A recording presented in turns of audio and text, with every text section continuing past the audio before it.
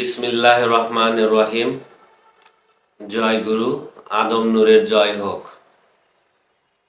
আজকের আলোচনা শবে বরাত। শবে বরাতের অর্থ কি? শবে বরাতের সাধারণ অর্থ হল ভাগ্য রচনা করা। প্রতি বছর এই ইসলাম ধর্মের একটি সামাজিক অনুষ্ঠান, যেটা শবে বরাত নামে আমরা জানি। এই শবে বরাতের আল কোরআনে এরকম কোনো আয়াত নেই যে এই শবে বরাতের রাত্রে নামাজ পড়তে হবে এবং বাড়তি কোনো ইবাদতের সুযোগ আছে কিনা তা আমার জানা মতে আল কোরআনে এ ধরনের কোনো বর্ণনা নেই। এই শবে বরাত অর্থ সবেমাত্র তোমার ভাগ্য রচনা করা হলো। এই শবে বরাতের রাত্রে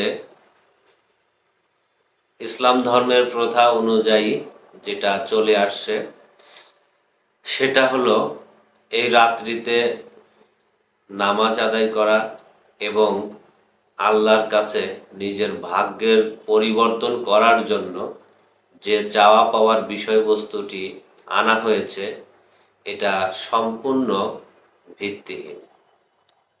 এই মানুষ যতক্ষণ পর্যন্ত তার কর্মের ভিতর দিয়ে সঠিক কর্মে পৌঁছাতে না পারবে, কোনোদিনও তার ভাগ্য পরিবর্তন করা সম্ভব হবে না। বাস্তব উদাহরণ দিয়ে যদি বলি, আমি যদি কর্ম না করি তাহলে আল্লাহ বা স্রষ্টা আমাকে এসে সেই খাওয়ানোর ব্যবস্থা কখনোই করে দিবে না। অবশ্যই আমাকে কর্ম করতে হবে, আর সেই কর্মের ভিতর দিয়ে আমি যে রোজগার করব সেটার ভিতর দিয়ে আমার অস্তিত্ব বা সংসার চালানোর মতো ব্যবস্থা হয়ে যাবে। সেক্ষেত্রে কর্ম করার জন্য আমাকে সঠিক নিয়ত থাকতে হবে। আমার সেই সৃষ্টিকর্তার কাছে চাইতে হবে আমি যেন ভালোভাবে সুস্থভাবে বেঁচে থাকতে পারি, আর সেই কর্ম করে আমি যেন আমার অস্তিত্বকে চলাতে পারি। এটা যদি মানুষের চাওয়া পাওয়া হতো তাহলে এটা সঠিক ছিল। কিন্তু দুনিয়াগত প্রথা অনুযায়ী বর্তমানে যে পরিস্থিতি, এই পরিস্থিতিতে দেখা যায় যে নির্ধারিত এই রাত্রে মানুষ সালাত আদায় করে এবং এই সালাত আদায় করার শেষে অনেক মানুষ তারা নিজ জীবনের উন্নতি কামনা করার জন্য আল্লাহ পাকের কাছে, মানে যার যে আশা আছে সেটা চায়। কিন্তু কেউ এভাবে আল্লাহ পাকের কাছে চায় না যে আল্লাহ তুমি আমাকে সেই সুস্থতা দান করো, তুমি আমাকে নেক হায়াত দান করো, যাতে করে আমি কর্ম করে আমার অস্তিত্বকে সুন্দরভাবে টিকিয়ে রাখতে পারি। যাই হোক, শবে বরাত আরও একটি এর হাকিকত রয়েছে, যেটা এই পৃথিবীর মানুষ হয়তো এখনো জানেই না। এই শবে বরাতের মূল হাকিকত কি? এই শবে বরাতের ভাগ্য রচনা আপনার কখন হয় জানেন? যখন আপনি এই পৃথিবীতে মানব জন্ম পেয়েছেন, তখন একবার আপনার এই ভাগ্য রচনা হয়েছিল।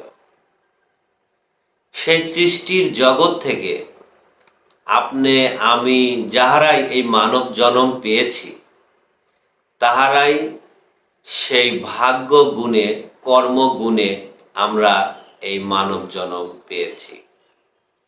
কারণ আল্লাহর সৃষ্টির জগতে দেখেন কোটি কোটি জীবন আছে, আর সেই কোটি কোটি জীবনগুলোকে এই মানব দেহের ভিতরে আনা হয় খাদ্য রূপে, যা আমরা খেয়ে থাকি। আর এই খাদ্যর ভিতর দিয়ে, রস রক্তর ভিতর দিয়ে আমাদের ভিতরে সেই শুক্রাণু তৈরি হয়, ডিম্বাণু তৈরি হয়, তার ভিতর দিয়ে আমাদের এই মানব জীবনে আসা যাওয়া।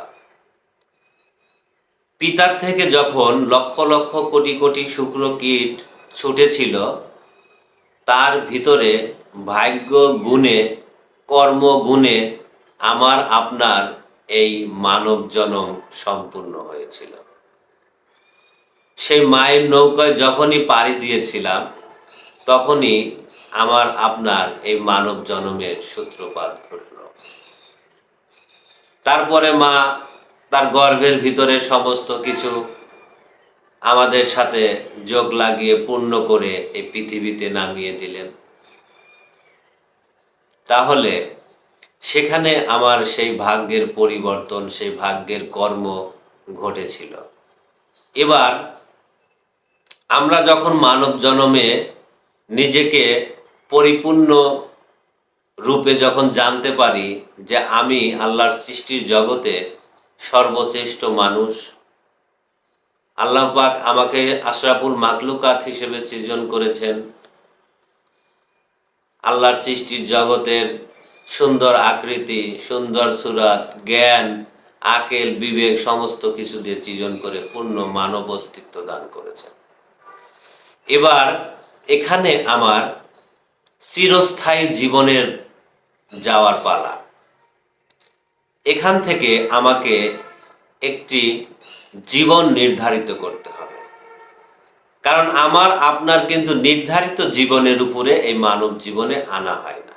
কেউ কি কখনো বলতে পারে যে আমার স্রষ্টা অমুকে, বা আমি সেই সৃষ্টিকর্তার পরিচয় জানি, আমি সেই নবী রাসূলদের পরিচয় জানি, নিজেকে আমি নিজে চিনি? কেউ কি কখনো জন্মসূত্রে বলতে পারে? তাকে সেই কর্মের ভিতর দিয়ে, ইবাদতের ভিতর দিয়ে সেটা করতে হয়।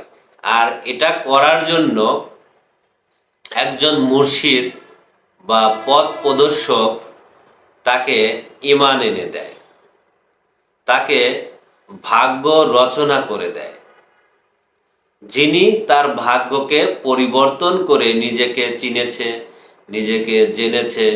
যে নিজেকে চিনেছে অবশ্যই সে তার স্রষ্টাকে চিনেছে।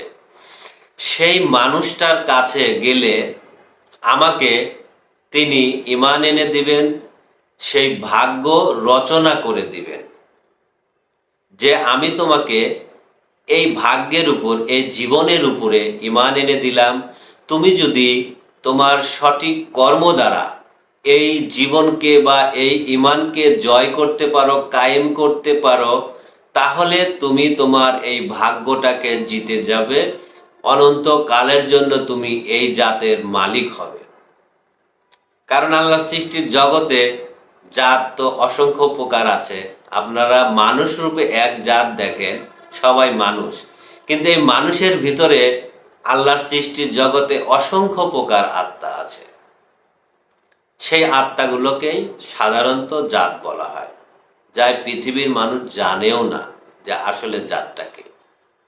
তো যাই হোক, সেই জীবনের উপরে প্রতিষ্ঠিত হওয়ার যে রাস্তা তৈরি করে দেয়, সেই মানুষটা আপনাকে সেই ভাগ্য রচনা করে দেবে এই জীবন থেকে চিরস্থায়ী জীবনে যাওয়ার জন্য।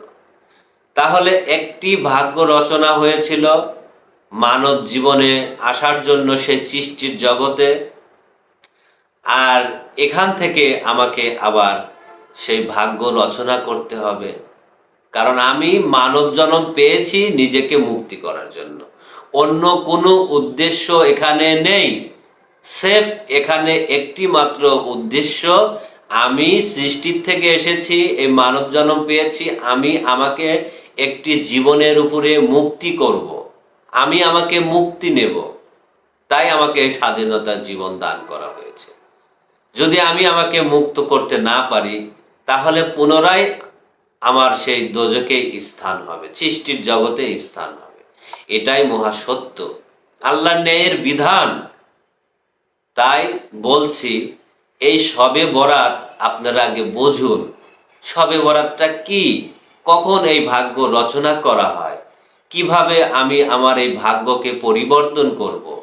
দুনিয়াতে টাকা পয়সা, ধন সম্পদ এগুলো আমরা অর্জন করতে আসিনি। আমরা এসেছি আমাদের জীবনকে বাঁচানোর জন্য। সেটা যদি আমরা না করতে পারি তাহলে আমাদের মতো হতভাগা আর কেউ নেই। তাই লালন ফকির বলেছেন, এমন মানব জনম আর কি হবে এই ভবে। কথাটা অত্যন্ত গুরুত্বপূর্ণ কথা। তাই আমরা যারা আছি, ইসলাম ধর্ম হোক কিংবা যে কোনো ধর্ম হোক, আমরা নিজের জীবনকে যেন বাঁচাতে পারি, সেই চষ্টার রঙে চষ্টার জাতের জাতি হতে পারি। তাই আমরা সঠিক গুরুর কাছে আত্মসমর্পণ করব, যেন আমরা সঠিক পথ প্রদর্শক, সঠিক রাস্তা পাই। এই বলে আমি আমার আলোচনা এখানে সমাপ্তি করছি। আসসালামু আলাইকুম রহমতুল্লাহ।